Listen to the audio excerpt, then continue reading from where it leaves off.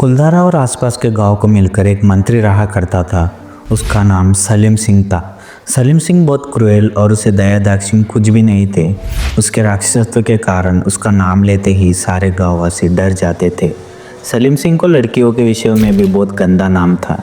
वो ऐसा था कि कोई लड़की उसके कोटे के नज़दीक से भी जाने के लिए साहस नहीं कर पाते थे। वही टाइम पे एक बार सलीम सिंह कुलधारा गांव को जाता है। उसी समय वे एक लड़की को देखता है और वे लड़की उसे बहुत पसंद आती है। सलीम सिंह उसे किसी तरह भी पाना चाहता था। वे लड़की पालीवाल ब्राह्मण्स के हेड की बेटी रहती है। ये पता चलने के बाद वे उस लड़की के फैमिली से उनके लड़की को उससे शादी करवाने के लिए पूछता है। सलीम सिंह के बारे में पता वो फैमिली उससे इनकार करते हैं। सलीम सिंह उस गांव का मंत्री रहने के कारण वे उस फैमिली से ज़्यादा टैक्सेस भरवाना स्टार्ट करता है। इस कारण तो वे मान जाएंगे ऐसे सोचकर, पर वे फैमिली अमीर होने के कारण वे ज़्यादा टैक्सेस भर डालते हैं। सलीम सिंह उस लड़की के पीछे इतना पागल हो जाता है कि वे उस लड़की को बहुत बार किडनैप करवाने का कोशिश करता है, लेकिन ये उससे नहीं हो पाता है। इन सबको देखता हुआ सलीम सिंह सारे गाँववासियों को एक वार्निंग देता है, वही कि इस पूर्णिमा से पहले उस लड़की को उसके हवाला कर दो, नहीं तो वे कुलधारा पर युद्ध प्रकट करेगा, ऐसा कहकर चले जाता है।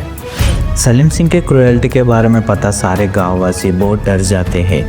उसी रात सारे गाँववासी मिलकर उनके सलाह देते हैं। कुछ जन उस फैमिली को वो गांव छोड़कर चले जाने के लिए कहते हैं, लेकिन उन्हें पता था अगर वो लोग गांव छोड़कर चले गए तो बचे लोगों को सलीम सिंह तकलीफ देगा। ऐसे सोचकर वे फैमिली उससे नहीं मानते हैं।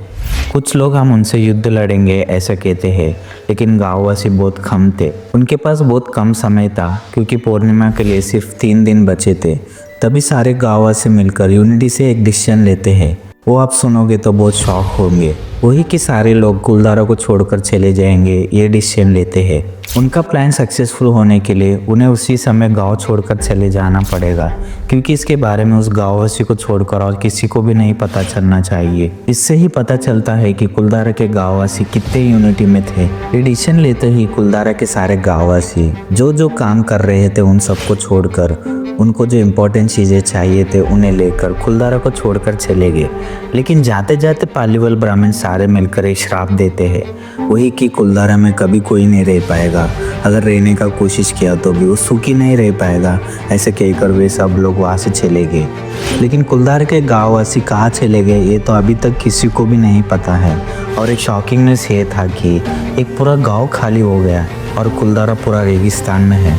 लेकिन कुलधारा के दूर दूर तक एक इंसान का भी पाँव का निशान नहीं दिखाई दिए थे। 2 दिन के बाद सलीम सिंह उसके सेना के साथ कुलधारा आता है। सलीम सिंह कुलधारा को देखने के बाद पूरी तरह शॉक हो जाता है। उस गांव में एक इंसान को तो छोड़ो, एक कीड़ा भी नहीं दिखाई देता है। जहाँ काम वहाँ पर छोड़कर सारे गाँववासी गाँव छोड़कर चले गए ऐसे पता चलता है। जैसे कि पकता हुआ खाना को छोड़कर और सुखाते हुए कपड़े को छोड़कर चले गए। सलीम सिंह उसके सेना के साथ कुलधारा में खुदाई करवाना स्टार्ट करता है,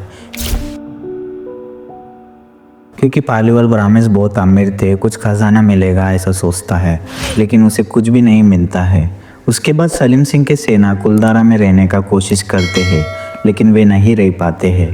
तब से अब तक कुलधारा में कोई नहीं रह पाया है, क्योंकि कुलधारा में नाइट होते ही कुछ अजीब आवाज़ें सुनाई देते हैं ऐसा कहते हैं। इवनिंग के बाद जो भी इस गांव में जाता है वो फिर कभी लौट नहीं आता है। इन सबको देखते हुए राजस्थान गवर्नमेंट कुलधारा में शाम के बाद जाना रिस्ट्रिक्ट कर दिए है। असल में नाइट टाइम इस गाँव में क्या हो रहा है इसे पता लगाने के लिए IPS इंडियन पैरानॉर्मल सोसाइटी एक पूरा नाइट स्टे करते हैं। वे नाइट टाइम कुलधारा में नेगेटिव एनर्जी को ट्रेस करते हैं और अगले दिन वे लौटने के वक्त उनके कार पर छोटे बच्चों के हाथ के पंजे के निशान दिखाई देते हैं। ऐसा वो नहीं बल्कि वहाँ गए हुए सारे टूरिस्ट भी कहते हैं। डे टाइम इधर गए तो भी आपको उधर किसी का रहने का महसूस होता है और आप नेगेटिव एनर्जी को महसूस कर सकते हैं। वहाँ पर कोई नहीं दिखेगा, लेकिन आपके कार पर छोटे बच्चे के हाथ के पंजे के निशान दिखेंगे। इन सबको देखने के बाद भी बहुत सारे जन इस गाँव में रात के टाइम रुकने का कोशिश करते हैं। वैसे जिसने भी किया वो फिर कभी लौट नहीं आया है। अगर आया तो भी वो मेंटली इनस्टेबल ही रह गया है। आप कुलधारा को कभी जाना चाहेंगे नीचे कमेंट कीजिए। और आप क्या सोचते हैं, इस गांव में कुछ है या ये सब रूमर्स है? इस पर आपको ओपिनियन नीचे कमेंट कीजिए। यही है इंडियाज हॉन्टेड विलेज और द विलेज ऑफ गोस्ट कहे जाने वाली कुलधारा का मिस्ट्री।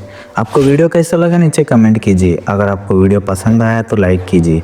अगर आप मेरी तरह मिस्ट्री लवर्स हो तो अपने चैनल को सब्सक्राइब कीजिए। अगर आप इंडियाज हॉन्टेड प्लेसेस का मिस्ट्री के बारे में जानना चाहते हैं तो स्क्रीन पर दिखता हुआ प्लेलिस्ट को चेक कीजिए। मैं कुछ नया मिस्ट्री के साथ नेक्स्ट वीडियो में मिलूंगा।